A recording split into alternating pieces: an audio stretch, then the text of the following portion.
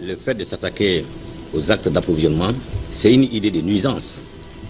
Cette idée nuisible a été conseillée par des parrains qui sont dans leur destin de déstabilisation de notre pays au regard des nouvelles orientations prises et de la déstabilisation de la Confédération de l'AES. Et l'objectif visé, c'était au-delà de brûler les citernes, de terroriser ces actes d'approvisionnement, c'était de créer la pénurie, créer toutes ces lignes que vous voyez au niveau des stations-service pour s'aimer la révolte et finalement, comme je l'ai dit, pour déstabiliser notre pays. Les mois de septembre et d'octobre ont été des mois très durs pour notre pays et pour nos opérateurs économiques et puis pour les douanes maliennes. Voyez-vous, quand un pays perd en l'espace de 2 mois plus de 300 camions-citernes, c'est un drame.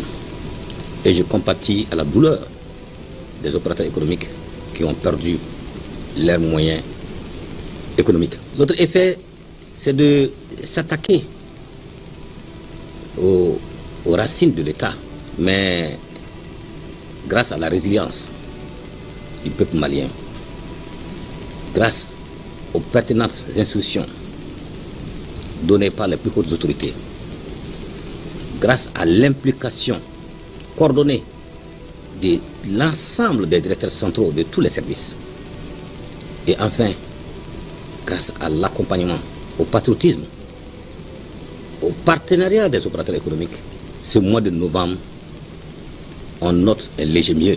Et ce mois de novembre a été pour nous un mois exceptionnel, que ce soit en termes de volume de produits pétroliers importés, que ce soit en termes de nombre d'escortes pour nos forces armées et de sécurité qui se battent tous les jours au risque de leur vie.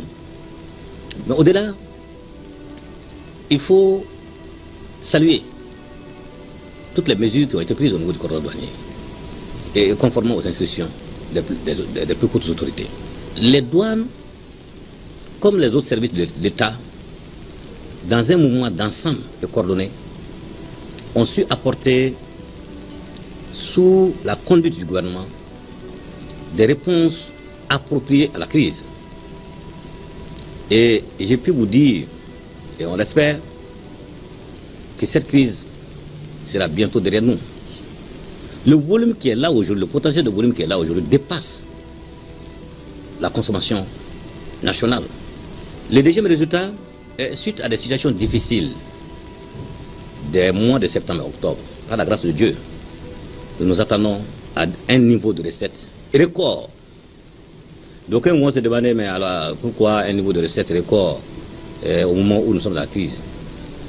Les éléments sont faciles, très faciles à expliquer.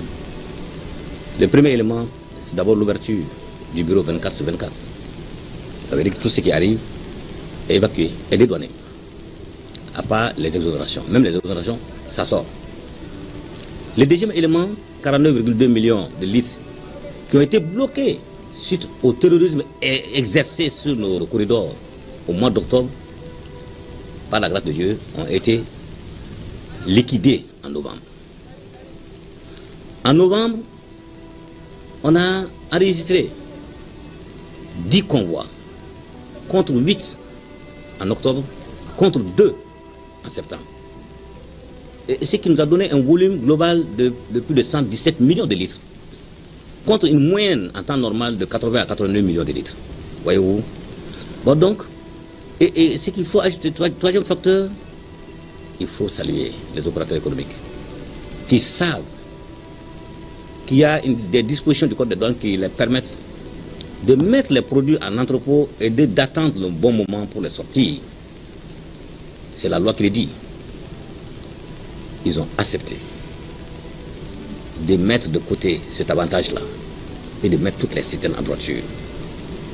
Ce qui constitue, en tout cas, un gain en matière de recettes.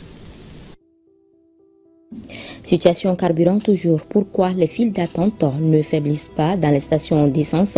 Comment faire pour diminuer ces tracasseries? Voilà autant de questions que notre équipe de reportage dirigée par Abdul Karim Kaba a posées aux citoyens en rang dans les stations-service. Les réponses dans ce reportage. Statistiquement, il est démontré aujourd'hui que le nombre de citernes qui arrivent par semaine est nettement supérieur au nombre de citernes quand on était hors crise, en temps normal. Et pourtant, les longues files d'attente ne faiblissent pas. Les usagers avancent les raisons. Pour d'autres, l'insuffisance de la quantité de carburant à la pompe. Pour d'autres, c'est un business qui ne dit pas son nom. En un laps de temps, certains s'enrichissent du sang de ceux là-bas qui bravent les intempéries pour transporter le carburant. Une pratique incompréhensible et injustifiée vu tout ce que l'État fournit comme effort.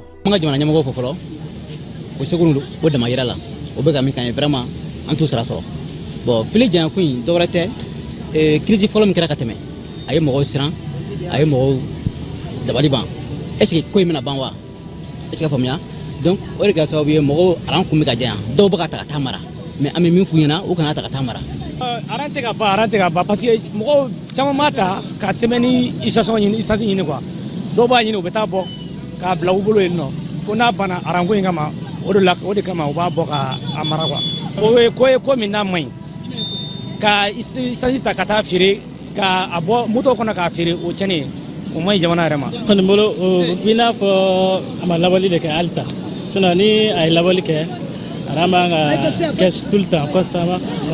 Ce comportement de certains contribue favorablement à rallonger la file d'attente.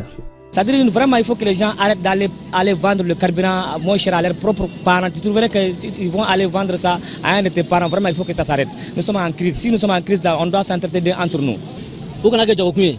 Donc nous ni asro noyala et c'est dit il ka mo doma pour que olu fana be asro noyala bon nous koni bolo o de kan quoi o be arrange ya et puis olu ye famia o ke chugayo sinon mo mi mago be carburant na o de kan na carburant ni e mago te carburant na ma de walian no ke jamai ina fo ka carburant ni kata mara o be ka fere chugo juya la mo ma do fana be olu fana be na aramine kata fere mo ma gele ala donc o bebe ke fenye min bato aran yɛrɛ tɛ ban minnu kan ka aran jɔ i b'a sɔrɔ olu bɛ baara la minnu bɛ n'olu ti baara la olu bɛ na ka aran jɔ ka taa ani ka taa feere gɛlɛya la minnu bɛ baara la u bɛ na waati min na o b'a sɔrɔ minnu tɛ baara la o caman ye carburant ninnu ta ka taa feere a bɛ kɛ gɛlɛya kɔnɔna na. Afin de mieux ordonner et mettre fin au rang, des citoyens proposent. Solution bala o de ka dɔn ni situation bɛɛ la bɛɛ ka se ka baara kɛ situation bɛɛ ka se ka dɔn kɛ u ka d'u ma u ka se ka sanni u ka taa san.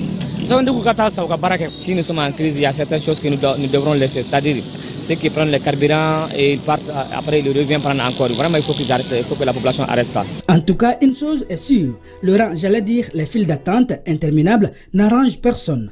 Et les uns et les autres appellent à plus de civisme et de citoyenneté afin de pallier tous ces désagréments, d'où l'engagement du président de la transition, le général d'armée Assimi Goïta. Et c'est pourquoi le président national chef de l'État, le général d'armée Assimi Goïta, a instruit au gouvernement de prendre toutes les dispositions pour mettre fin aux files d'attente dans les stations.